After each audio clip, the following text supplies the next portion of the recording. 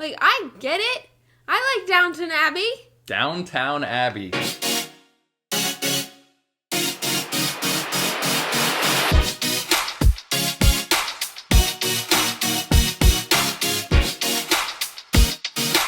What's up, guys? How you doing? I'm Paul. I'm Morgan. In today's video, why we decided to turn off WandaVision. Now, Morgan, when I thought of this topic, of this title, one of the first things that came to mind was some people may see this and be like, wow, another example of Christians being too sensitive and trying to push their stuff on us when we don't have those same convictions. And can I just say, we made a video a week or so ago where we talked about Cardi B, Megan Thee Stallion on the Grammys, and we came down very hard on that and very hard on Christians that were okay with that. This video is not quite there. This video, there's more gray area, and I just want to start out by acknowledging that. So, get your panties out of the wad. Why don't we try that again? Use maybe a little more appropriate analogy. So get the stick out your butt.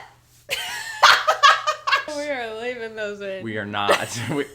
I don't know if we will. So take a chill pill. So take a chill pill. There it is. Before we get into this video, though, make sure you hit that subscribe button, turn on the notification bell. We make videos on culture and social issues from a Christian perspective to help you have hope And be free. And quick shout out to our patrons. Thank you guys for supporting what we're doing on this channel and believing in what we're doing. You guys are a huge part of this, and we will be going live on Zoom with you all shortly. We'll announce that on Patreon. Thanks, guys. If you want to become a patron, you can click the link below, or you can type in patreon.com/PaulMorganShow. Love to have you guys. All right, WandaVision. WandaVision. Wanda, what's her last name? Kirkanopoulos or something? She has a... Meekanoff or something. Yeah, Meekanoff maybe. Wanda Meekanoff, Vision, robot, humanoid. Is that his last name? So let us just set the stage for you before we really dive into the meat of this. You got this show on Disney Plus. It's been getting a lot of attention. Yeah. A lot of attention. And then even more recently, I just have seen people raving about the finale. On Instagram, all my friends. No, not all my friends, but I've definitely seen on Instagram some people that I follow. They're like, I was weeping at the finale. Really? Yeah. Because I guess it came out in like each week a new episode, and then the finale, the final episode, and people were loving it. I initially saw that there was this show called WandaVision. I've watched most of the Marvel movies. I give most of them a thumbs up. Just so you guys get an idea of where we're coming from. I see that there's this WandaVision, and I'm just going to be honest with you guys. When I saw that the whole show was dedicated to one of Marvel's characters who ultimately is a witch. Granted, she's, a superhero witch. Scarlet Witch. Scarlet Witch is her, superhero witch.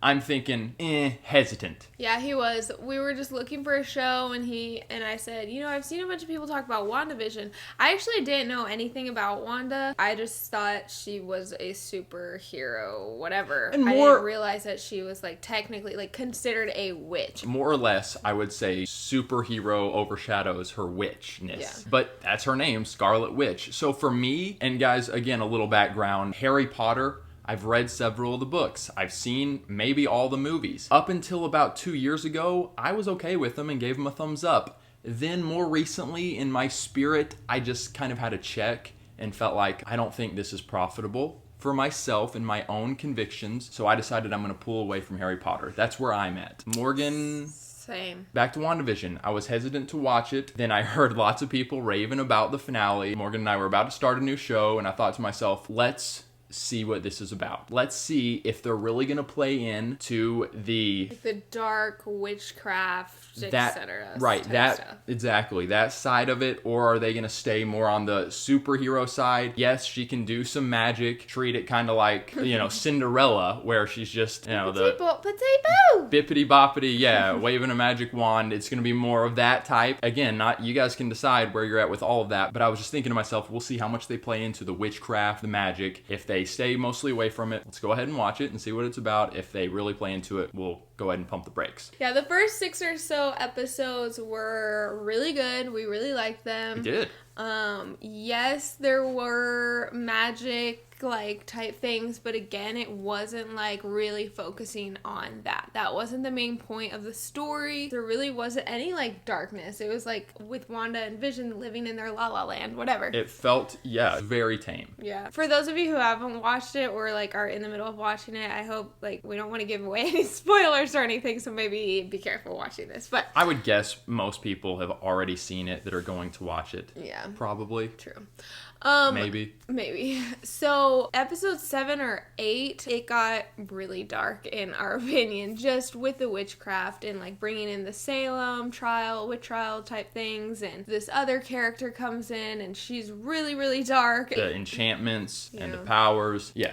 So Paul he said to me, Morgan, I'm personally not gonna watch the finale. I'm just gonna stop here. And when he said that, it was interesting because I was like, well, we've watched it this long. Like, literally, there's only one episode left. Might as well just watch it. And it's the episode that everyone's raving about, saying how strong the finale was. Yes, so that was the first thought that ran through my mind. And then I was just kind of like, okay, first of all, I don't need to have an attachment to a show so much that, like, if I can't watch the next episode or the finale, that, like, it literally, like, affects me and it makes me mad that I don't get to watch it or whatever. And Paul wasn't telling me that I couldn't watch it. He just literally said for himself he's not going to watch it. Even though if she had said, okay, cool, Paul, I'm going to watch it, I may have had some encouragements for her, but I think that's where a lot of people are, is like they get into a show and it's like fine for even maybe a whole season, but then the second season comes along and you realize, dang, they've taken a lot of liberties. Sure. They have added in a lot of things that were not in the first season, but I've already invested so much time into this show, like, I'll just have to look past it. I know that I did that a lot in the past, and so this time around I was like, I'm a changed woman.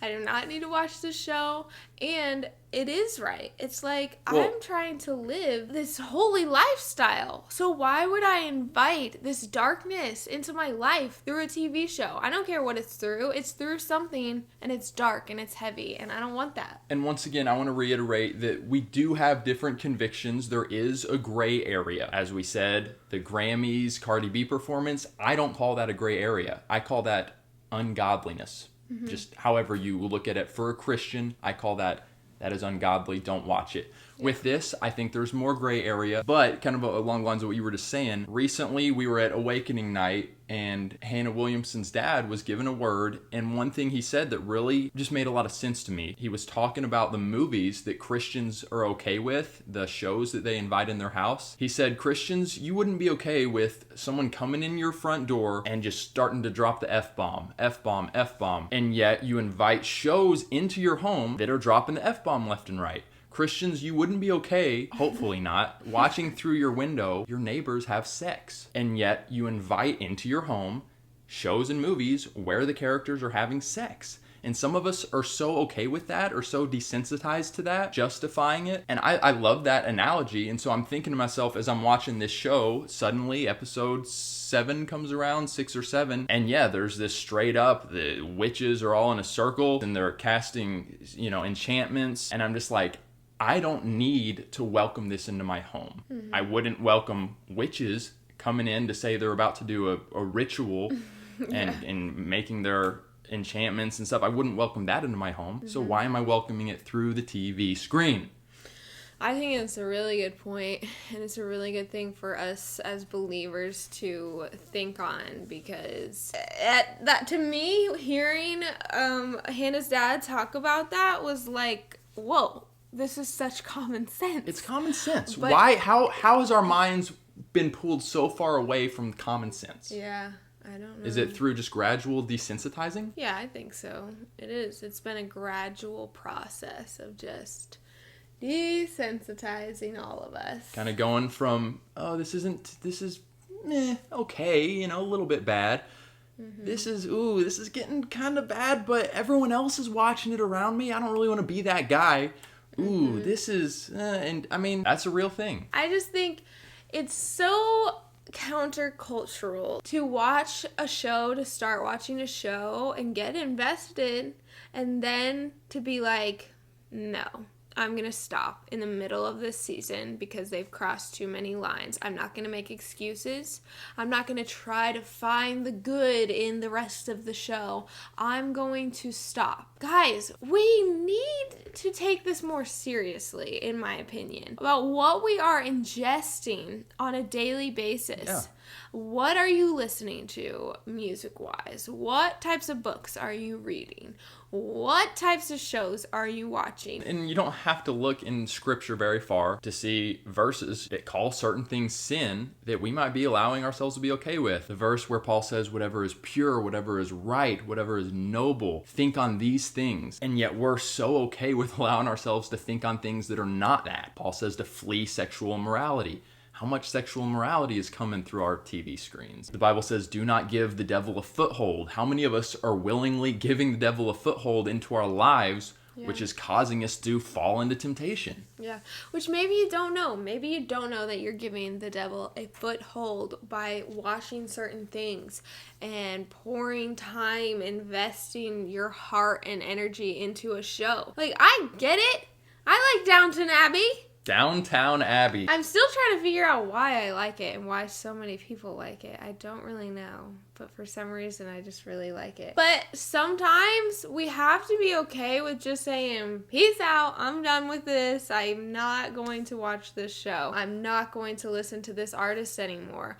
And like, I don't think it's a legalistic thing to do that. It is a thing to do to protect your heart, to protect your mind, your spirit, to be above reproach. Be above reproach, that's good. And we are taking that so lightly these days. And guys, I truly appreciate cinema. I appreciate good film.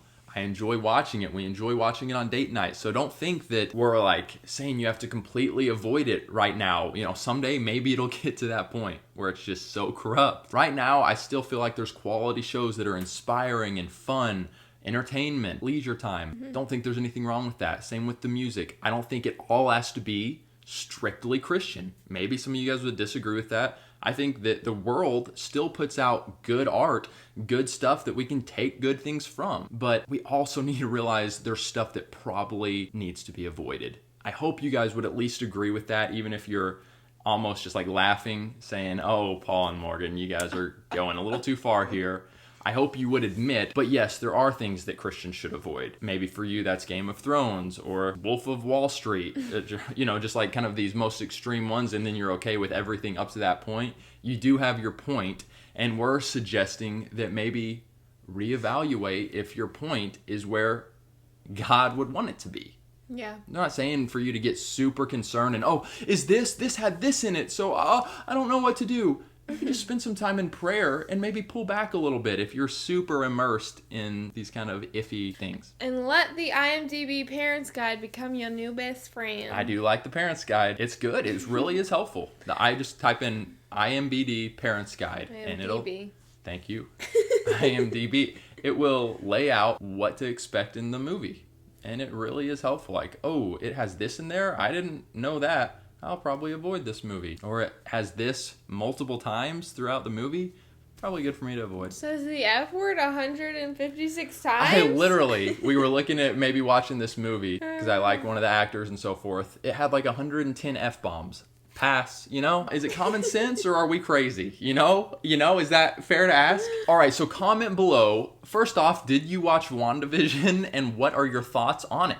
You see where we're coming from? You see things differently? Let us know. And then just more in general, what do you think about this topic of being a little more sensitive to what we watch? For those of you who have watched WandaVision and felt totally fine about it, now that you're hearing us kind of just share where we're at with it, does it bring up any concerns or are you still totally fine? Just wondering. I'm genuinely curious. Cool. Give this video a thumbs up if you felt like Morgan and I presented some good points in this video. Don't have to agree with all of them, but some. Maybe you do agree with all of them. Let's go. All right, guys, appreciate you watching and hanging with us. We love you all. Have a wonderful rest of your day. We'll catch you again very soon. Have hope. And be free. Give this video a thumbs up if you enjoy Habashnoodoo.